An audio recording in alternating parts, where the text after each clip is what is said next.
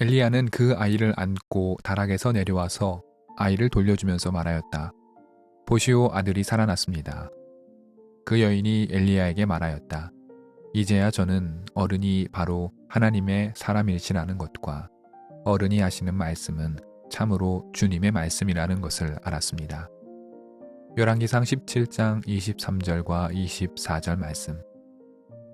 북이스라엘과 남유다의 왕들이 제각각 세워지고 무너지며 역사는 흘러가고 있습니다.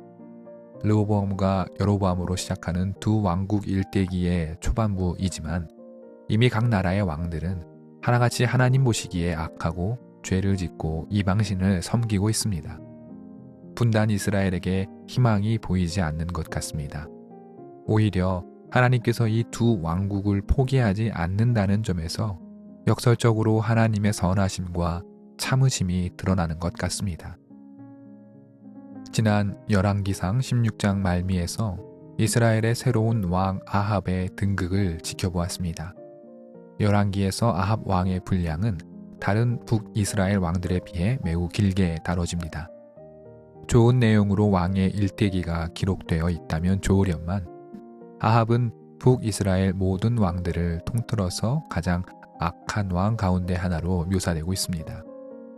북이스라엘 역사에서 어쩌면 가장 어두운 시대가 16장의 아합의 등장으로 시작되고 있는 것입니다. 그러나 하나님의 뜻에 정면으로 반하는 왕 아합이 북이스라엘에 등장하는 바로 이때에 또 다른 한편에서 하나님의 뜻을 온전히 그 삶에 녹여낸 한 사람이 등장합니다. 그는 길르앗의 디셉에 사는 사람 엘리야였습니다. 엘리야는 열왕기 무대에 등장하자마자 다음과 같은 말로 그의 출현을 알립니다. 내가 섬기는 주 이스라엘의 하나님께서 살아계심을 두고 맹세합니다. 내가 다시 입을 열기까지 앞으로 몇 해 동안은 비는커녕 이슬 한 방울도 내리지 않을 것입니다. 17장의 1절 말씀입니다. 엘리야는 북이스라엘의 왕을 향하여 비는커녕 이슬 한 방울 내리지 않게 하시리라, 즉 가뭄이 시작될 것을 선포합니다. 비가 내리지 않고 가뭄이 시작된다는 것은 이 땅을 죽음의 대지로 만들겠다는 뜻과 다르지 않습니다. 엘리야의 예언자적 선포의 실행으로서 하나님께서는 왜 가뭄을 선택하셨을까요? 이는 북이스라엘의 왕 아합의 죄를 상기해야 합니다. 아합은 그 이전의 왕들의 죄들보다 더 악한 죄를 지고 있다고 열왕기는 말하고 있습니다.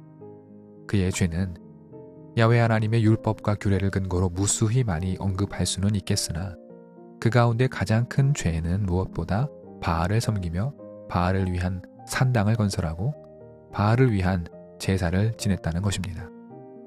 바알은 가나안 땅에서 가장 칭송받는 신이었으며 또 바알은 생명과 풍요를 상징했고 무엇보다 비를 관장하는 것으로 알려져 있습니다.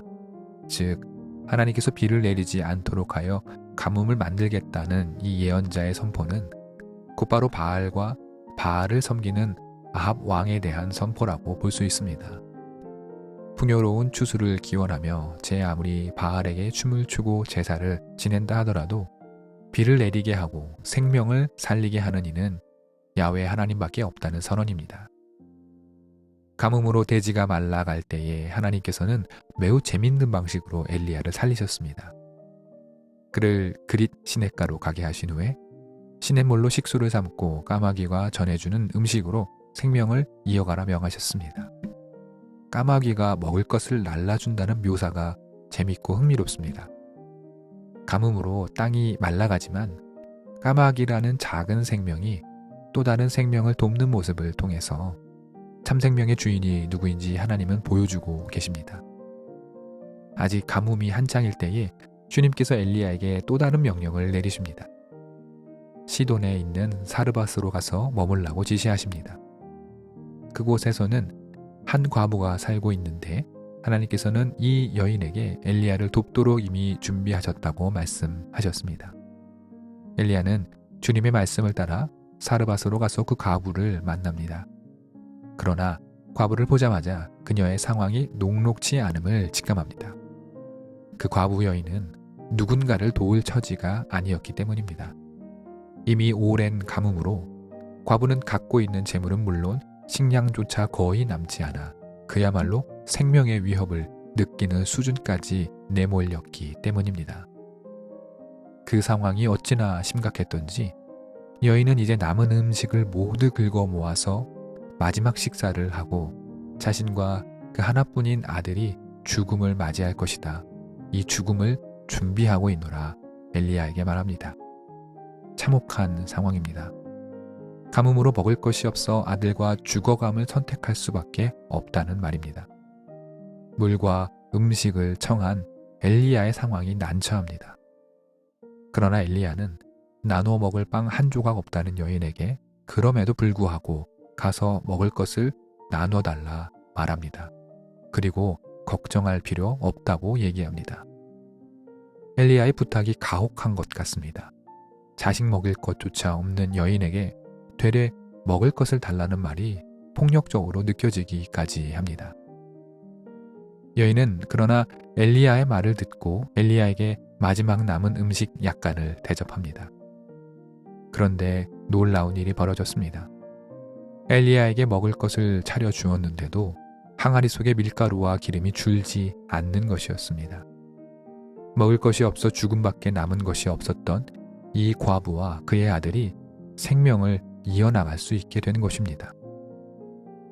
이러한 기적을 가능케 한 것이 무엇이었을까요? 엘리야의 신적인 능력이었을까요? 아닙니다. 여인은 자신이 먹을 것 없는 가운데서도 하나님이 보내신 손님 대접을 포기하지 않았습니다.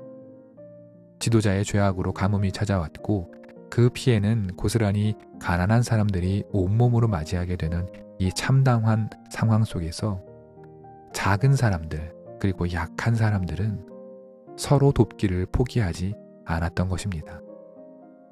이 여인의 믿음과 착함이 얼마나 귀한지요.